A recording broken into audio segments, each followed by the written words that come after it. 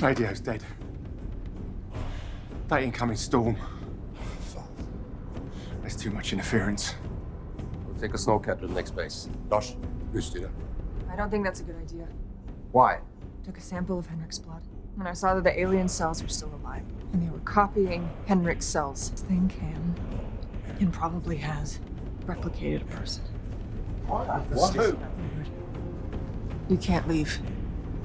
You can't leave. You don't know what we're dealing with. You were saying about someone cleaning up the blood from the shower. I saw Colin coming from the showers. He was holding something.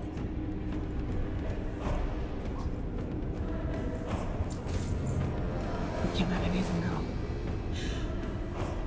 I know where they keep the keys for the vehicles. 4.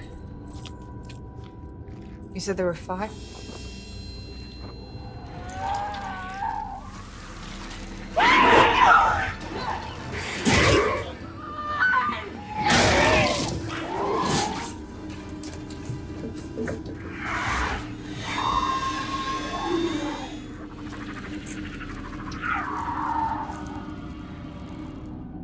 Hey guys, what's happening? Niyat here with Film Comics Explained. And as voted for by everyone in the latest poll, today we'll be exploring The Thing, the 2011 prequel to John Carpenter's 1982 classic. Itself an adaptation of the 1938 novella Who Goes There by John W. Campbell. Set roughly a week before the events of the first film, we follow paleontologist Kate Lloyd, who's invited to a Norwegian research team in Antarctica after they stumble upon something incredible. Take it from here to here. I never believed in this shit. I always did. Initially intrigued by the alien spacecraft buried beneath the ice and the frozen remains of what appeared to be the pilot, they soon learned the shape-shifting creature was far from dead. As the nightmare-fueled entity begins to take over the researchers, the group try their best to stay alive. Opening to an endless landscape of white snow lit by the sun, jagged mountains rise up in the distance to reveal the emptiness of Antarctica during the winter of 1982. Slowly made aware of a black dot in the distance, as it moves closer, we hear the sound of an electronic signal and the voice of Norwegian men joking in their snow truck. Moving towards the location of the signal, they ask the technician if they're heading in the right direction, and are informed to keep going straight. As the signal reaches its peak, he tells them to stop, explaining they were right on top of it. They continue to listen, but the weight of their truck breaks the thin ice below them, sending them crashing into a deep ravine. Wedged between two sheets of ice, they turn their headlights on and find what appeared to be an alien spacecraft. We then head over to Kate, a vertebrate paleontologist graduate from Columbia University, using a small camera to explore the interior of a preserved specimen. Interrupted by fellow scientist and friend Adam, she's reminded of the meeting he'd set up for her with his employer.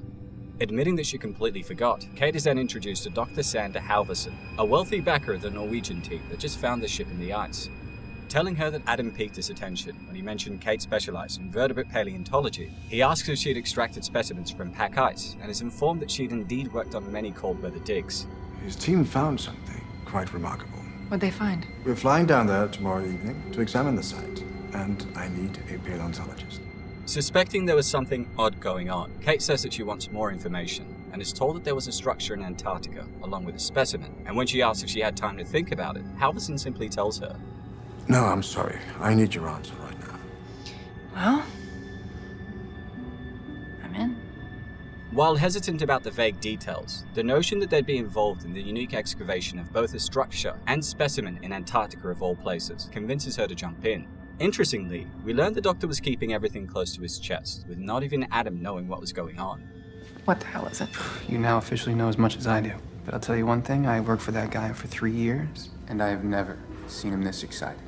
The following morning, we find Adam, Kate, and a few others being transported in by Sam Carter, a Vietnam War veteran running supply operations to the base, along with his co-pilot Derek and their crew engineer Griggs, who is passed out. Getting her attention, Sam explains he hasn't been able to find a recent newspaper and is in need of vital information, how the Cavaliers are doing. I don't follow football. This basketball team, they play basketball. Sorry I couldn't help you. That's all right. Momentarily upset by this, Sam then tells the group they might want to wrap up whatever they're doing in a couple of days, as the storm is moving in. Wasting no time, upon arriving, Kate, Adam, and Dr. Halvorsen are immediately transported to the site by Lars, an ex-soldier, dog keeper, and legitimate G. Meeting up with Edvard Volner, the station commander, and an old friend of Sander, they're introduced to geologists Carl and Juliet, before being led down a path the team had carved towards the massive structure. To everyone's confusion, what they find is astounding, a massive technological structure that they believe had been buried under the ice for over 100,000 years. Edvard explains that they'd picked up a faint signal that they thought was a distress call, one they think was triggered when the survivor exited the craft. How long will it take to get out, you know, Kate? Assuming you have the right equipment, I'd say maybe half a day. Good. Returning to the base, the team analysed the data they had and determined the best way to get the specimen. Reasoning it's not in the fracture zone, meaning there was little risk of fissuring, and determining the ice was dense, they calculated it was possible to get it out in one large piece.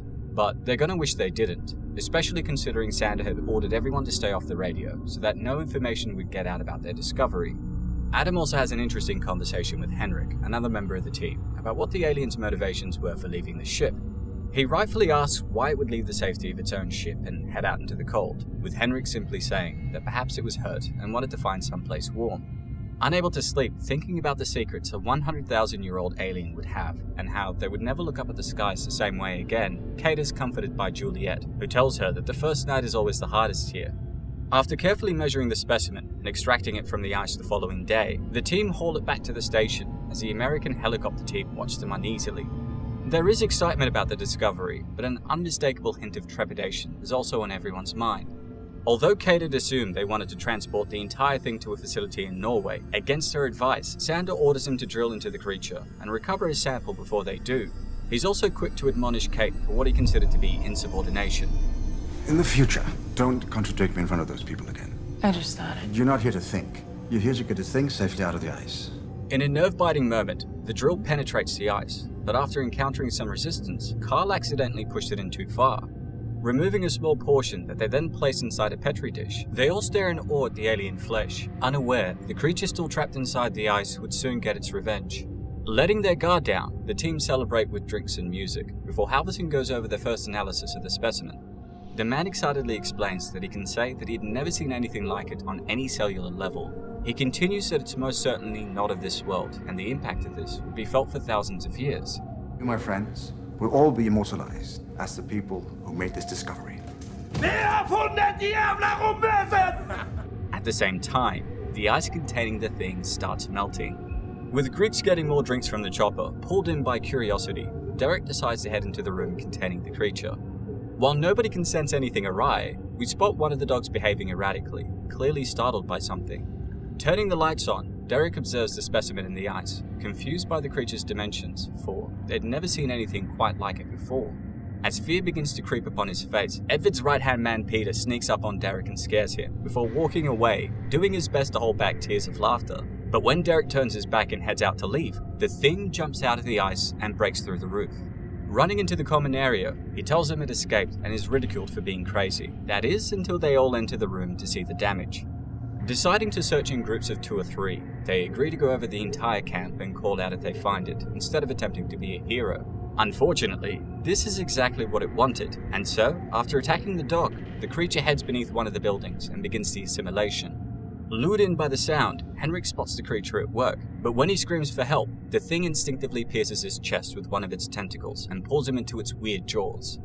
With everyone soon alerted by the screams of Olav, they gather around and witness the monstrosity doing its thing. Realizing there was no way to recover Henrik, they begin to open fire and set the whole building ablaze, but their problems are only getting started. Sander tells them they need to examine the remains, stressing the importance of the discovery and how this might be the first and only time mankind will be visited by alien life, but their faces say it all. They're all scared, in shock, and wanting the nightmare to end.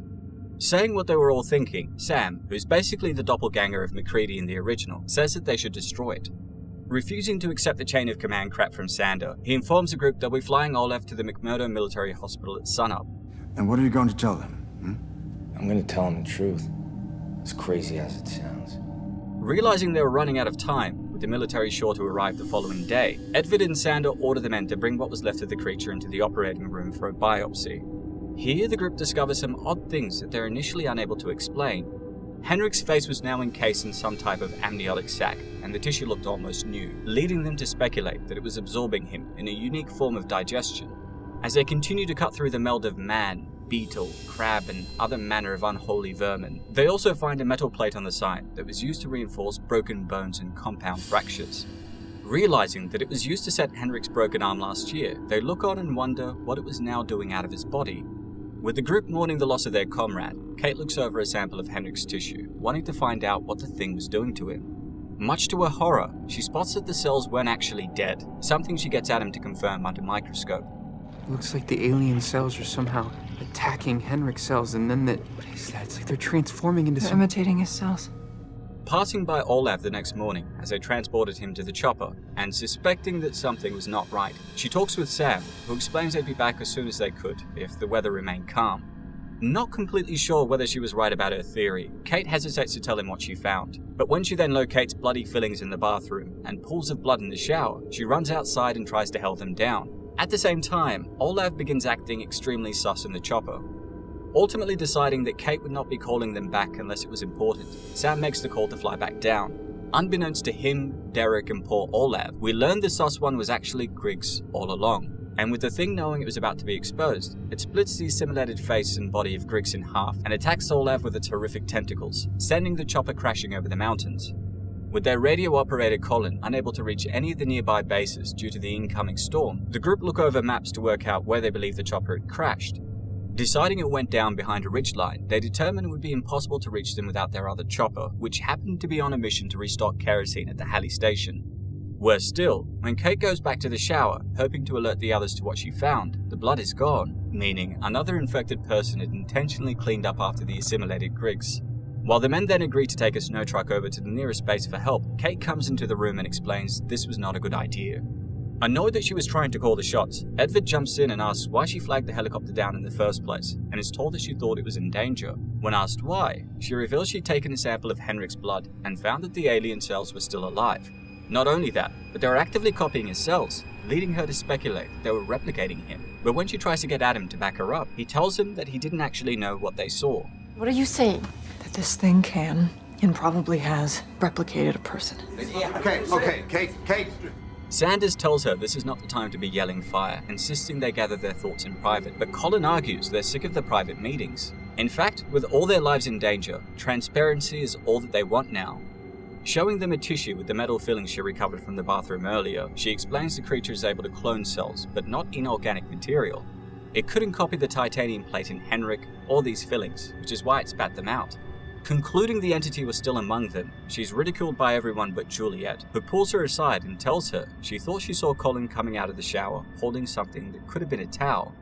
While Juliet admits she wasn't entirely sure, realizing Colin was about to leave the base with the others, Kate tells her that they can't let him or any of the others go. Guiding Kate to the storeroom, Juliet points her to where they kept the keys to the vehicles, but as Kate searches a drawer, it's revealed her guide was an imposter all along, with a geologist chasing her through the compound.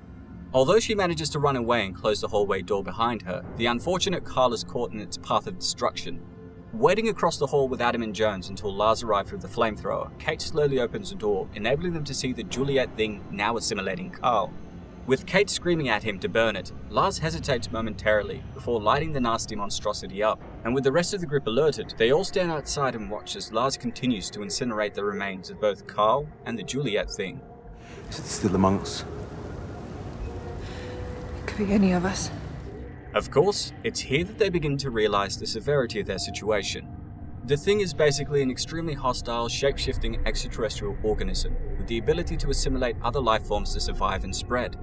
The original physical characteristics of the creature are unknown, as it could have assimilated hundreds, if not thousands of other species before it crashed on Earth. But the creature is basically an ambush predator, isolating potential threat to consume and then adopting its form. It literally only has assimilation and self-preservation in mind, and will even attack other forms of itself in order to avert attention and suspicion. One of the most dangerous aspects of the thing are its cells, each a functional life form that can become independent from the main body when severed by force or when it's separated to assimilate and self-preserve. For this reason, it was necessary to destroy the body down to the cellular level through incineration, or if possible, through acidification. The thing's unique shape-shifting nature means that its biology can adapt to be the same as the organism it is replicated, or is in the process of replicating. It also has the ability to reconstitute itself following immense damage, is invulnerable to most conventional forms of attack, and happened to be very resistant to cold, which merely placed it in cryogenic stasis. When changing form, it burst open and allowed a variety of strange and terrifying forms and bits of its previously assimilated anatomy to emerge, such as tentacles, insect-like limbs, eyes, teeth, claws, even faces, eventually rearranging its cellular structure to mimic its desired shape.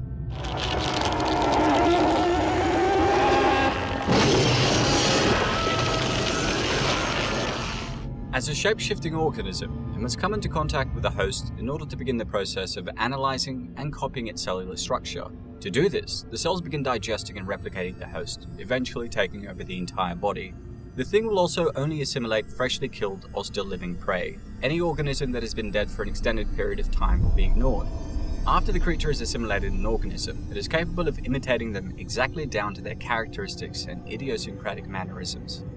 The replication process varies depending on the circumstance. For example, if the thing is injured in any way, or much smaller than the prey, or simply under pressure, it will usually just either mimic the prey or add the mass to its original frame to increase its size and strength to counteract any threats within the area.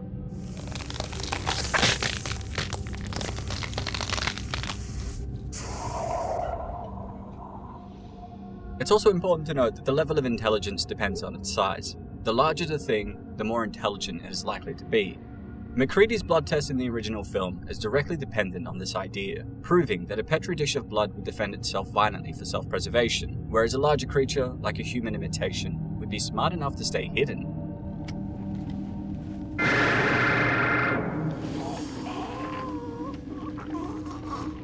The novel has Mac explaining his theory in greater detail than the film.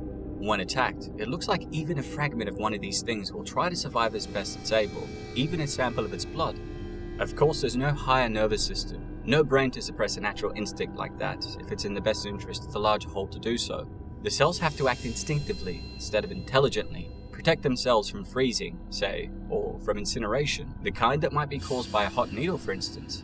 This perhaps also accounts for why smaller things often scurried away from hiding spots. Maybe their body mass was not sufficiently large enough to form an intelligent brain center. On the other hand, a full-size thing is extremely intelligent. In fact, it's theorized that it had the combined intelligence of all the organisms it has ever assimilated. See, what we're talking about here is an organism that imitates other life forms, and it imitates them perfectly. We got to it before it had time to finish. Finish what? Finish imitating these dogs. The films, novels, comics, and video game series have outlined a number of methods of distinguishing an imitation from an original creature, based around either blood testing or searching for missing inorganic components like tooth fillings, plates, and prosthetics. Blood tests work by coercing autonomous thing cells, imitating blood cells, to act in self-preservation. Another is the blood serum test, where a suspected imitation's blood is mixed with uncontaminated blood, causing a reaction if the person is an imposter.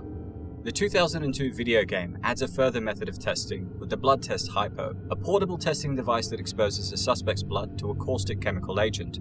Of course, the only way to kill the thing is to incinerate it with fire, burn it with acid, or obliterate it completely with explosives.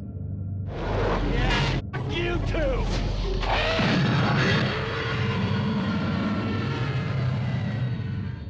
With the weight of the immense task in front of them, the team gather around the fire and decide that since it's behaving like a virus, they need to quarantine themselves and isolate it, to have any chance of destroying the thing and making it out alive. Agreeing on a blood test, they all willingly give their blood, enabling Adam and Sander to begin testing in the lab, while Lars and Kate disable the vehicles.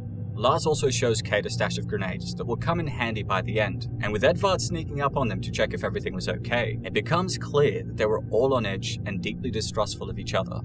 Much to their surprise, as the storm begins to pick up, they find Sam and Derek walking towards the camp, nearly frozen to death. And while the guys are eager to burn them up on the spot, Kate begs them to simply lock them up and wait for the results of the blood test, urging that they could otherwise be committing murder. A bunch of scientists, they can't handle what we saw in that chopper. For all I know, you could be one of those things. It is pretty hard to believe you both walked away from that crash. Unfortunately, as they head back to the lab, they find it up in flames, with the thing having sabotaged their efforts of identifying how many of them were infected. With everyone going back to accusing one another, Kate explains that there is another test. While not as conclusive as a blood analysis, she has a way of identifying who they could trust. Telling Lars to open his mouth, Kate shines a flashlight to show he had fillings in his teeth. Considering they know the creature is unable to replicate inorganic matter, they begin isolating the suspects. While this eliminates everyone there except for Sander, Edvard, Colin, and Adam, who don't have any fillings in their teeth, when Lars and Jonas go to retrieve Derek and Sam for testing, they find that they'd escaped by making a giant hole in the floor. With Lars then going to search after them and getting pulled into a nearby building, Jonas runs back to the group yelling that Sam and Derek must have killed Lars. And with that, tensions begin to rise between the men that have been cleared and those that were forced to isolate in the corner together. Things reach a crescendo, with Sam and Derek coming inside, armed with the flamethrower Lars had been using. With everyone believing them to be infected, the team hide behind Peter, while Edvard yelled at him to burn them. Moments before he does, Derek shoots him in the head and fires a shot into the tank, causing it to explode. With Edvard wounded by the blast, Sam and Derek order everyone into the rec room, but as they carry him over, his arm detaches itself and attacks Jonas, while the rest of the body moves on the team, killing Derek with its tentacle, before forcefully assimilating Adam in front of everyone. With the Edvard Adam thing escaping, Kate uses the flamethrower to incinerate Jonas and the arm thing, before turning her sights on Derek, as the alien had infected him in the attack.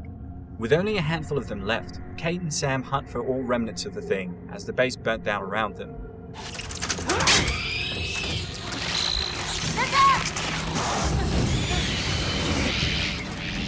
At the same time, Sander hides behind a desk as the silhouette of the Edvard Adam thing approaches the room and assimilates him, something that Kate and Sam hear from across the hall. Unfortunately, having been separated from everyone during the initial attack, Colin finds himself cornered in the icy radio room and takes his life, revealing he was the frozen body found by the American team in the original film. Knowing it only had Sam and Kate to deal with, before having the opportunity to continue its intergalactic carnage, the thing hastily attacks Sam and chases him into one of the storage rooms. Armed with only a knife, Sam retreats into the corner as it advances on him. Arriving just in time, Kate torches the beast, forcing it to smash through the wall and scurry outside. Following it, Kate unleashes fire and fury on the thing, burning it to death, but their celebration is short-lived when they notice Sander driving away in one of the snowcats. Although Sam posits the thing would just freeze in the cold, Kate suggests that given they know it was heading back to its craft with knowledge about the Earth from its human assimilations, millions if not billions of people were in danger unless they did something. And so, arming themselves with fuel, grenades and their trusty flamethrower, Kate and Sam follow the trail all the way back to the alien vessel, with plans of blowing it up. Focusing on the earring in Sam's left ear, she asks what happened to Lars and is informed that he and Derek didn't kill him, alluding to them having only knocked him out. But as they enter the cave and walk over the ship, the vessel is activated, opening large vents that suck Kate into its belly. Unable to reach her, Sam then enters the ship through the open hatch behind him, as Kate wakes up slightly concussed below.